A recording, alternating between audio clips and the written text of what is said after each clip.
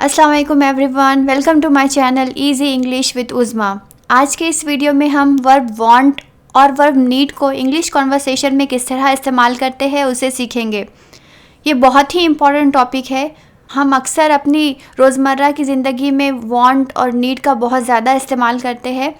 तो जस्ट आज little concept है जिसे हम देखेंगे कि वांट का इस्तेमाल कहाँ पर करते हैं, वांट टू का कहाँ पर करते हैं, नीड का यूज़ कहाँ पर करते हैं, नीड टू का कहाँ पर करते हैं।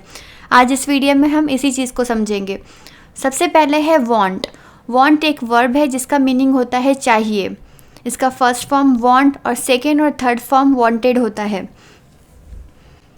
अगर कोई सेंटेंस हो जिसमें हम वांट यूज़ कर रहे हैं, सिर्फ वांट, तो हम ये बता रहे होते हैं कि वो चीज़ की हमें ज़रूरत है। चीज़ों की ज़रूरत के लिए हम वांट का यूज़ करते हैं। जैसे मुझे कहना है कि मुझे किताब चाहिए, आई वॉन्ट अ बुक। मुझे पिज़्ज़ा चाहिए, आई वॉन्ट अ पिज़्ज़ा। मुझे पेन चाहिए, आई वॉन्ट अ पेन। यानी जब चीज़ों की यहाँ पर सारी चीज़ें हैं। पिज़्ज़ा क्या है? चीज़ है। किताब क्या है? चीज़ है। पेन क्या है? चीज़ है। Laptop, car, I want a laptop, I want a car. कोई भी चीज़ की अगर ज़रूरत बतानी है तो वहाँ पर हम वॉन्ट का यूज़ करते हैं।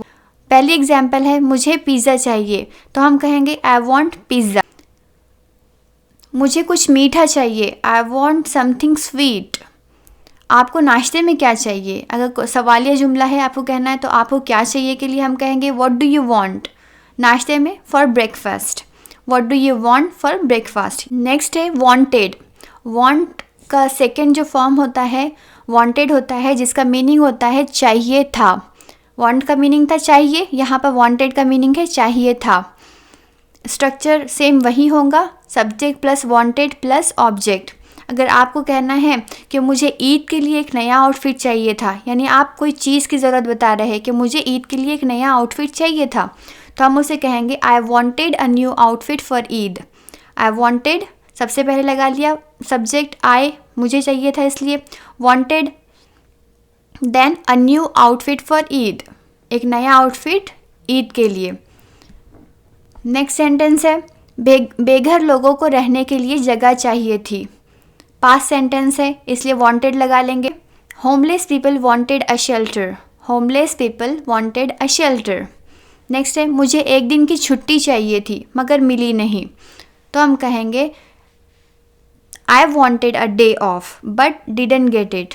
छुट्टी के लिए हम अ डे ऑफ का यूज़ करेंगे। हॉलीडे भी होता है लेकिन एक दिन की छुट्टी के लिए हम अ डे ऑफ भी यूज़ करते हैं, तो यहाँ पर मैंने अ डे ऑफ यूज़ किया। I wanted a day of, मुझे एक दिन की छुट्टी चाहिए थी। वॉन्टेड है इसलिए चाहिए थी मगर मिली नहीं, बट डिडंट गेट इट। अब आप मुझे कमेंट करके बताएं कि इन सेंटेंस को कैसे कहेंगे। मुझे एक कप चाय चाहिए और उसे फुटबॉल मैच की टिकट चाहिए थी।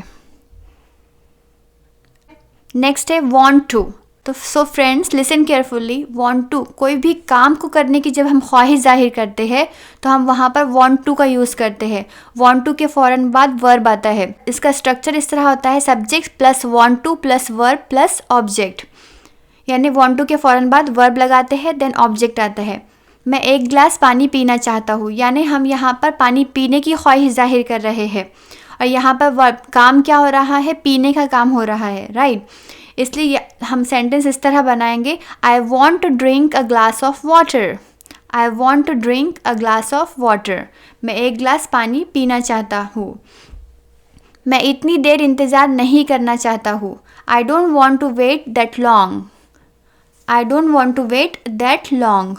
नेक्स्ट सेंटेंस है वो इंग्लिश सीखना चाहती है, तो हम कहेंगे she wants to learn English.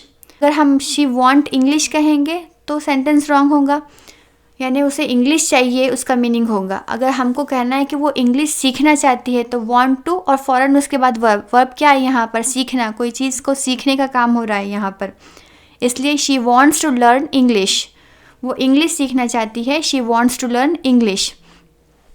Next sentence है ट्रिप पे जाने से पहले मैं अपने बाल कटवाना चाहता हूँ, तो हम इसे इंग्लिश में कहेंगे I want to get a haircut, यानी मैं अपने बाल कटवाना चाहता हूँ।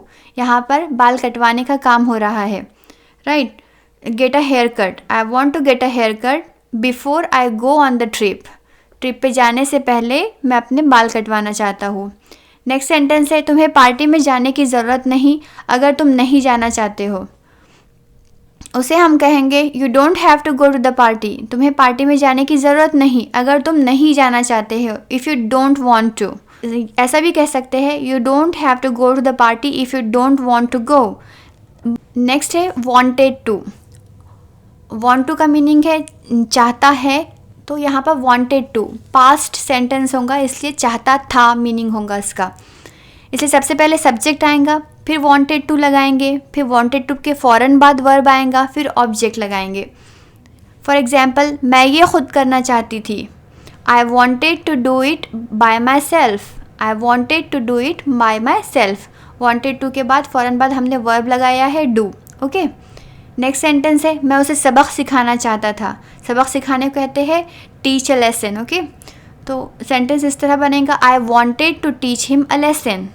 चाहता था इसलिए wanted, I wanted to teach him a lesson.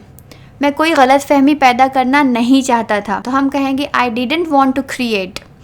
अब जब आप डिडंट लगाओगे तो वांटेड टू नहीं रहेगा, वो वांट टू लगाएंगे हम। Okay, I didn't want to create any misunderstanding. ये आगे बढ़ते हैं। दूसरा है नीड।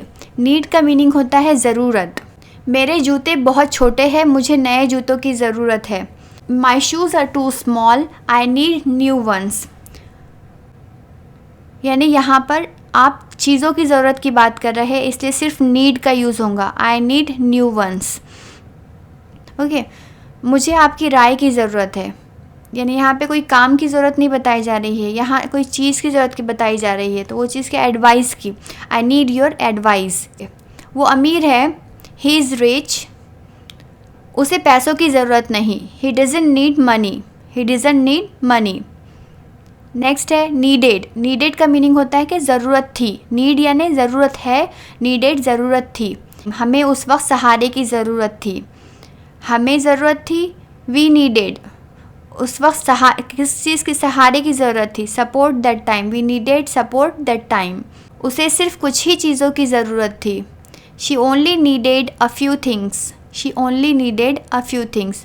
अब आप मुझे कमेंट करके बताएं कि इन सेंटेंस को किस तरह कहेंगे। मुझे दवा की ज़रूरत है, उसे घर की ज़रूरत थी, यानी यहाँ पर चीज़ों की ज़रूरतों की बात की गई है, यहाँ पर कोई काम नहीं हो रहा है। ओके, नेक्स्ट है need to.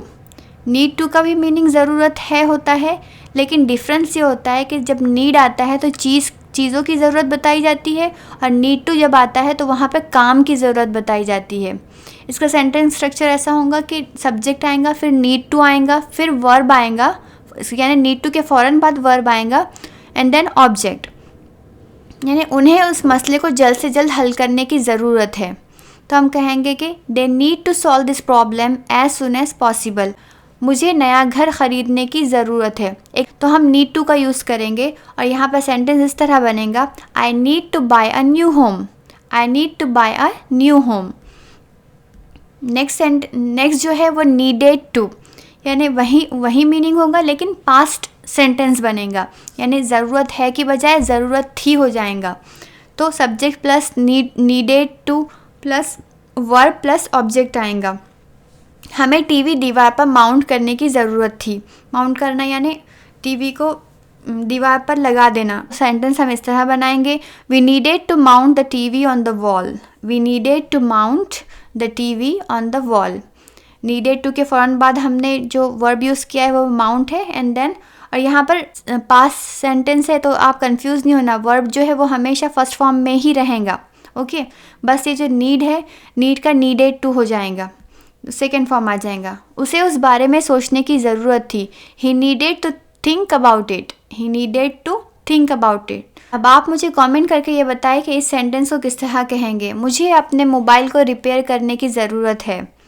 Thank you for watching this video. अगर आपको ये वीडियो पसंद आए तो प्लीज़ लाइक और शेयर ज़रूर करें, और आप अगर इस चैनल पर नए हो तो सब्सक्राइब करें। अल्लाह हाफिज़।